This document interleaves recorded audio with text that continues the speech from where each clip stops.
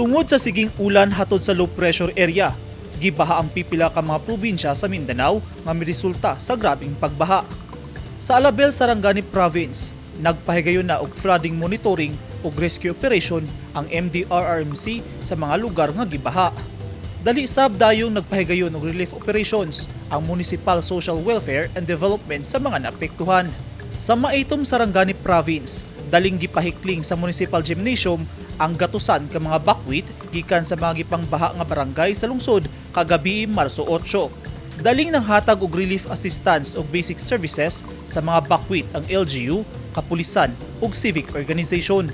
Nanawagan sab sila og dugang tabang sama sa pagkaon, tubig, mga sanina hilabi na sa mga bata ug gapit pangkatulog. Sa General Santos City, subay sa kuha nga video ug hulagway ni Che nga residente, halos nalukop na sa tubig baha ang kadalanan pasado alas 8 kagabi gikan Labangal hangtod sa barangay Bula. Apektado ang mga residente sa pipila ka mga barangay sa Dakbayan.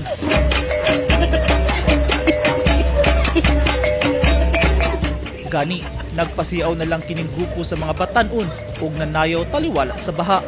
Sumala sa video uploader nga si Melody, kinsa residente sa barangay Apupong Jensan, gisayaw na lang nila ang ilang kaguol kay gibahaan usab ang ilang balay. Saysay ni Melody, dili kini ang unang higayon nga gibaha sila, sanglit kada dunay ulan, bahaon gyud ang ilang lugar. Samtang niadtong Marso 7, gipangbaha sab ang pipila ka mga barangay sa Iligan City tungod gihapon sa epekto sa low pressure area. Daling nagpatuman og forced evacuation ng Iligan CDRRMO sa mga residenteng namuyo sa mga low-lying areas tungod sa pag-awa sa sapa. Dali sab nagpahigayon og relief operations ang lokal nga gobyerno sa Iligan sa mga apektadong residente.